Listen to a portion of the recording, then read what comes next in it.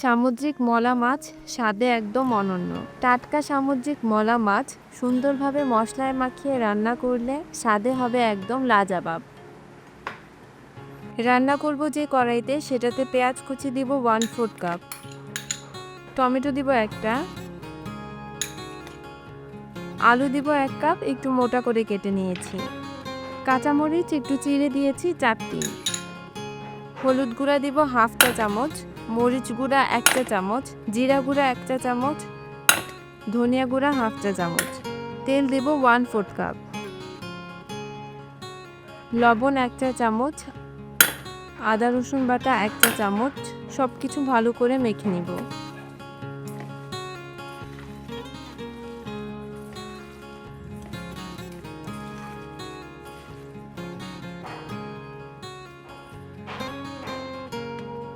সামুদ্রিক মলা মাছ দিব 250 গ্রাম।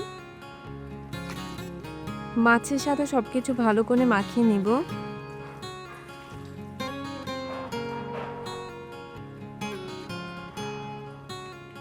ঢেকে চুলায় বসিয়ে দিব মাঝারি আঁচে 5 মিনিট।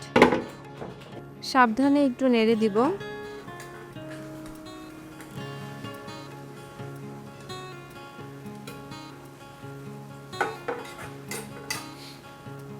ধনেপাতা কুচি দিব 2 টেবিল চামচ।